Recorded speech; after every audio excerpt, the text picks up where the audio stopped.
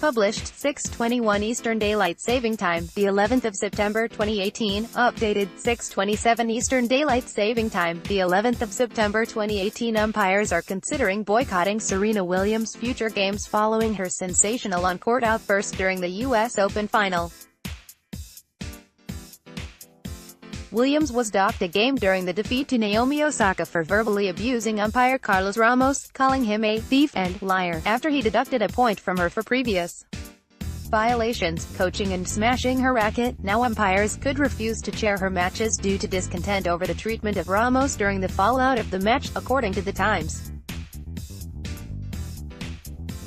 Umpires are considering to boycott Serena Williams matches after her outburst in U.S. Open final. Williams lambasted umpire Carlos Ramos on the court, calling him a thief and liar following the match. Williams cited sexism as the reason for her punishment, claiming that she had been treated more harshly than a man would have been. The Women's Tennis Association (WTA) and United States Tennis Association (USTA) have backed those claims following Williams' straight sets defeat to Osaka. This has further ruffled the feathers of some umpires, with an anonymous official revealing there is a growing consensus that umpires are not supported by the USTA, while Ramos was thrown to the wolves for simply doing his job and was not willing to be abused for it. There are now discussions about boycotting Williams matches between a group of umpires that lack a body to represent their interests. Ramos is deemed one of the more experienced umpires in the game with almost 30 years of experience, but for overseeing the Grand Slam final he received a fee of just £370, a standard daily rate.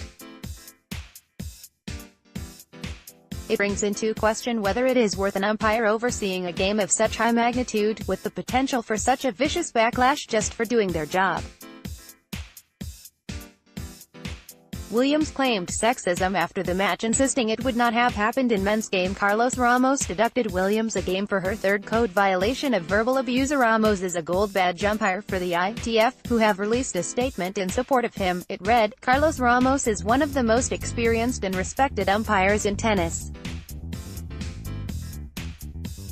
Mr. Ramos's decisions were in accordance with the relevant rules and were reaffirmed by the U.S. Open's decision to fine Ms. Williams for the 3 offenses. It is understandable that this high-profile and regrettable incident should provoke debate.